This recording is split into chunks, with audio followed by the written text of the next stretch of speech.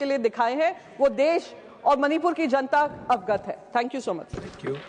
श्री राम जी। धन्यवाद मान्यवर कि आपने मुझे इस महत्वपूर्ण विषय पर बोलने का अवसर दिया। साथ ही मैं आभार व्यक्त करता हूं अपनी पार्टी की मुखिया आदरणीय बहन कुमारी मायावती जी का भी। माननीय संसद ने जल प्रदूषण निवारण तथा नियंत्रण अधिनियम 1974 में अमेंडमेंट करके फरवरी 2024 में उसे पुनः पास किया, जिसमें पहले जल प्रदूषण के दोषी लोगों पर अपराध का मुकदमा करके सजा का प्रावधान था और बाद में उसे खत्म करके आर्थिक दंड का प्रावधान किया गया। माननीय सरकार जल प्रदूषण कारकों इंडस्ट्री को आइडेंटिफाई करना पड़ेगा, मेरा सरकार से कहना है, क्योंकि जल प्रदूषण एक महत्वपूर्ण विषय है।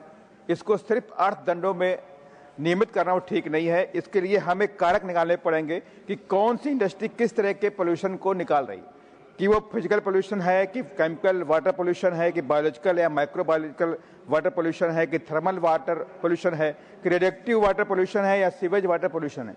इस तरह के पोल्यूशन को आइडेंटिफाई करके अलग अलग कैरेक्टराइजेशन करना पड़ेगा इंडस्ट्री के हिसाब से, उसके हिसाब से उनको सरकार ट्रीट भी करे। अन्यथा एक बड़ी त्रासदी को लेकर के इस तरह की केमिकल फैक्ट्रियां जो रेडिएक्टिव पोल्यूशन दे रही हैं, जो बायोलॉजिकल पोल्यूशन दे रही हैं, इस तरह की इंडस्ट्री बड़े कारकों को भी हमें झेलने की ओर आना पड़ेगा।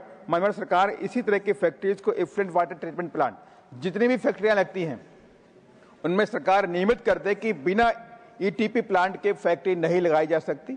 साथ ही जो सीवेज है, नगरीय निकाय हैं, उनमें भी सीवेज वाटर ट्रीटमेंट प्लांट की व्यवस्था भी सरकार नियमित करे, ताकि वहां का जो गंदा पानी है खुले में, नाले में, नदी में, नहर में न जाने पाए। मगर मैं इसका ध्यान इसलिए लाना चाहता हूं कि मैं लखीमपुर खीरी से रहने वाला हूं। वहां शुगर फैक्ट्रियां बहुत सारी जो खुलेआम एयर पोल्यूशन, वाटर पोल्यूशन फैलाती रहती हैं। कोई ट्रीटमेंट प्लांट नहीं है उनके पास। खुलेआम नहर में, नदी में, नाले में गंदा पानी फैला रही हैं, फसलें डिस्टर्ब हो रही हैं।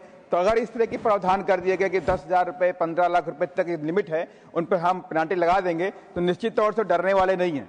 वो कुछ भी करते रहेंगे, उनको लगता है कि 15 लाख रुपए देकर के हम काम बना लेंगे।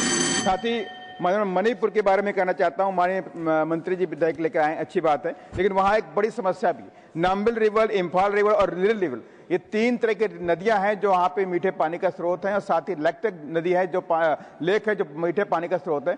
और उसमें एक बड़ा चैलेंज भी है। नाम्बिल रिवर जो है उसमें जो ऑक्सीजन, जो बायोलॉजिकल ऑक्सीजन डिमांड है वो कम है और ऑर्गेनिक मटेरियल कंटामिनेशन ज्यादा है, उसकी वजह से काफी ज्यादा वहां पर पोल्यूशन है। इसको लेकर इस तरह की तमाम नीतियां बनाने की जरूरत है ताकि पोल्यूशन यहाँ पे देश में खत्म हो सके। धन्यवाद। धन्यवाद। श्रीमती जया जी।